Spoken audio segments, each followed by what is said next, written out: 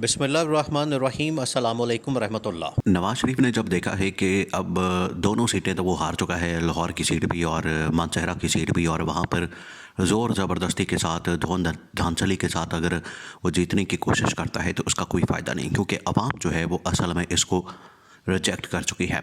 दूसरी जानिब पीटीआई ने एक और चाल चलते हुए, एक और हमला करते हुए, एक और वार करते हुए, सियासी वार करते हुए पीटीआई के अहम तरीन वकला की जानिब से इस बात का ऐलान किया गया है कि हम नवाज़ शरीफ के ख़िलाफ़ जाएंगे। एक तो जो धांधली की है नवाज़ शरीफ ने अपने हलकों में, उसके ख़िलाफ़। दूसरा, इसकी नाअहली दोबारा करवाने के लिए हम सुप्रीम कोर्ट और मुख्तलिफ़ अदालतों के अंदर जा रहे हैं। ये इंतहाई अहम तरीन मामला है, इसको आपने समझना है। देखें, chief justice of Pakistan justice Qazi Faez Isa ने एक केस की समाअत के दौरान ये ज़रूर पूछा कि क्या वफाकी हुकूमत बन गई है, क्या वज़ीर आज़म का नाम सामने आ गया है। तो चीफ जस्टिस को तो ऑलरेडी इन तमाम चीज़ों का पता है और चीफ जस्टिस बड़े बाखबर आदमी है। बहरहाल वो इस तरह का सवाल कर रहे हैं तो इसके बारे में क्या कहा जा सकता है। लेकिन हकीकत ये है कि chief justice of Pakistan justice Qazi Faez Isa का वो फैसला जिसकी वजह से बल्ले का निशान वापस ले लिया गया था, तहरीक इंसाफ से उनको बल्ले के निशान से महरूम कर दिया गया था, उसका नतीजा आज ये निकला है कि पीटीआई को दर बदर फिरना पड़ा है। पीटीआई को रिज़र्व सीटों का कोटा हासिल करने के लिए मुख्तलिफ़ सियासी जमातों के साथ रब्ता करना पड़ा है, उनके साथ इत्तेहाद करना पड़ा है। लेकिन जो रिज़र्व सीटों का कोटा है वो दूर दूर तक मिलने का कोई चांस नज़र नहीं आता, क्योंकि जिस भी पार्टी में जाएंगे वहाँ पर ऑलरेडी एक प्रायोरिटी लिस्ट मौजूद होती है जो कि आपने इलेक्शन के इनेकाद से तकरीबन को महीना पहले जमा करवानी होती है। वो तो ना पीटीआई ने जमा करवाई, क्योंकि उन दिनों में तो ये समझ ही नहीं थी कि पीटीआई को इस तरह से बल्ले के निशान से महरूम कर दिया जाएगा। तो बल्ले के निशान से महरूम करने के बाद, आज़ाद करने के बाद, वो जो लिस्ट थी पीटीआई की वो भी फारिग कर दी गई। तो इस तरह से पीटीआई को जो हाथ पाँव बांध कर मैदान के अंदर फेंका गया, मैदान के अंदर जो दौड़ है उसके अंदर फेंका गया, इसके बावजूद कि उसके हाथ भी बांधे हुए, पाँव भी बांधे हुए हैं, उसको मुकम्मल तौर पर बांध कर दौड़ में फेंका है, रेस में फेंका है पीटीआई, उसके बावजूद ये नंबर 1 पोजीशन पर आई है। और नवाज़ शरीफ जो कि अकेला दौड़ना चाहता था इस रेस के अंदर, अकेला दौड़ कर भी वो नंबर 2 पर आ गया है, नंबर 3 पर आ गया है। अब नवाज़ शरीफ की नाअहली के ख़िलाफ़, नवाज़ शरीफ की डिस्क्वालिफिकेशन के ख़िलाफ़ दोबारा से इस पटिशन को पीटीआई की जानिब से दायर करने का फ़ैसला किया गया है कि हम इसके ख़िलाफ़ पटिशन दायर करेंगे, सुप्रीम कोर्ट में जाएंगे, ताकि ना सिर्फ इनके केसेस जो हैं वो बहाल किए जा सकें, बल्कि ये जो धौंस धांधली और ज़बरदस्ती, ज़ोर ज़बरदस्ती के साथ इसने जो दोनों हलके जीतने की कोशिश की है, एक NA-130 लाहौर का और दूसरा मानसहरा का, यहाँ से इसको डिस्क्वालीफाई किया जाए। देखिए, अब ये जो एक तो नवाज़ शरीफ ने बज़ाते ख़ुद इस बात का ऐलान कर दिया है कि मैं वज़ीर आज़म नहीं बन रहा, और बात उधर ही आके रुक गई है कि मुझे क्यों बुलाया। अब नवाज़ शरीफ दिन रात आपको एक ही व्रत करता नज़र आएगा। बहरहाल अब उसने बाहर आना ही नहीं, ना उसने कोई इंटरव्यू देना है, ना उसने अब कोई जलसा करना है, ना कुछ और करना है। अब वो पब्लिक से बिल्कुल गायब, ख़त्म, कहानी ख़त्म, किस्सा ख़त्म। अब नवाज़ शरीफ का करियर हमेशा के लिए ताहयात, जो ये ताहयात कायद बना हुआ था, वो ताहयात कायद वाली कहानी ख़त्म हो गई अब नवाज़ शरीफ की।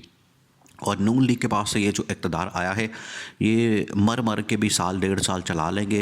ये नून लीग के पास आखिरी इक़्तिदार है, और मरियम नवाज़ को जो वज़ीर आला बनाना इन्होंने प्लान कर लिया है, उसको ला रहे हैं, ये भी आखिरी मरतबा ला रहे हैं। अब शरीफ ख़ानदान का किस्सा ख़त्म होने जा रहा है। जो शरीफ ख़ानदान ने पिछले 40-50 साल, आप इस बात से अंदाज़ा करें कि शरीफ ख़ानदान ने पिछले 40 से 50 साल पाकिस्तान के ऊपर हुक्मरानी की है, और इस दौरान मुल्क का बेड़ा गर्क कर दिया, मुल्क का सत्यानाश हो गया, मुल्क तबाह बर्बाद हो गया।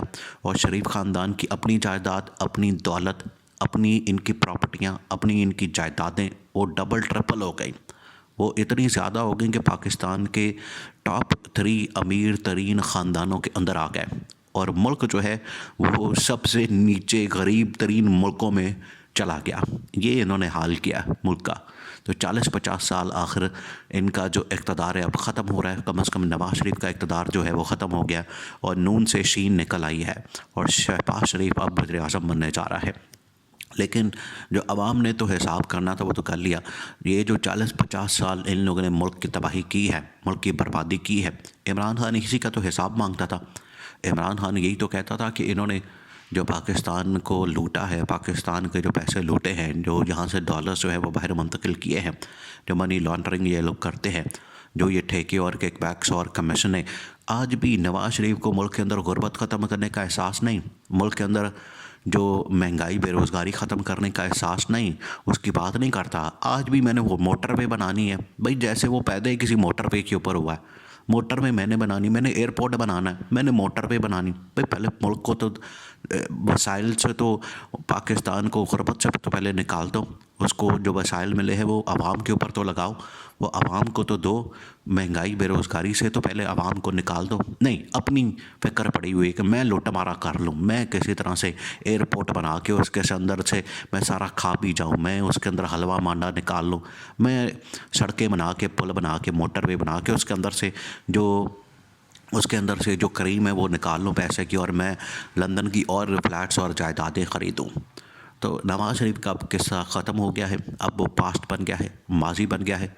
अब आपको नवाज़ शरीफ कहीं भी दूर दूर तक नज़र नहीं आएगा। और ये पीटीआई वाले जिस तरह से जंग लड़े हैं दोनों हलकों में, जो कि 130 का है और दूसरा मंसेरा का है, ये इससे भी ना सिर्फ इसने दस्तबरदार होना है, बल्कि अगर दस्तबरदार ना हुआ खुद कि मैं पीछे हट जाता हूँ, मैं ऐलान करता हूँ कि मैं अब बस कहानी ख़त्म, नहीं तो आवाम ने बहुत जूतियाँ मारनी है दोनों हलकों से। क्योंकि अब बाकायदा टॉक शोज़ के अंदर इस बात के एविडेंस सबूत सामने आ चुके हैं, बाकायदा टॉक शोज़ के अंदर, कि जो डॉक्टर यास्मीन राशिद है वो तो इसको लीड मार रही है तकरीबन 50,000 की। और इसी तरह से मानसहरा के अंदर भी जो पीटीआई का कैंडिडेट है उसने तकरीबन कोई 30-40 हज़ार की लीड मारी है नवाज शरीफ को। तो इस तरह से इसने अवाम ने बदला लिया। इमरान खान ये कहता था कि इन्होंने जो पैसा लूटा है, इन्होंने जो लूट मार की है, वो पैसा हमने वापस निकलवाना है, वो हमने रिकवर करवाना है, इनसे दौलत निकलवानी है, इनका एहतसाब करना है। इमरान खान तो वो बात करता था, लेकिन चले वोट की ताकत से भी आवाम ने हिसाब ले लिया। लेकिन वो जो हिसाब होता है कि ये जो इन्होंने खाया, इन्होंने जो लूटा, पाकिस्तान तबाह हो गया और ये अमीर तरीन ख़ानदान बन गए हैं पाकिस्तान के। ये जो इन्होंने किया है इसका तो कम से कम हिसाब लेना चाहिए पिछले 40-50 साल का। ये तो नहीं है कि आप 5 साल के लिए आए, मुल्क को लूटें, मुल्क को बर्बाद करें, मुल्क का बेड़ा गर्क करें, मुल्क का सत्यानाश करें, 5 साल बाद आप घर जाके बैठ गए कि मैं नहीं हूँ खेडना। तो ये तो कोई तरीका नहीं। इमरान खान यही वो बात करता था। इमरान खान इसी वजह से पाकिस्तान के अंदर पॉपुलर हुआ कि इनसे हिसाब किताब मांगा जाए। बहरहाल अब सुप्रीम कोर्ट में जाने का फ़ैसला किया गया है इसको दोबारा से डिस्क्वालीफाई करने के लिए, ताकि ये जो आखिरी सियासी वार है ये करके हमेशा के लिए नवाज शरीफ और शरीफ ख़ानदान का ख़ात्मा कर दिया जाए।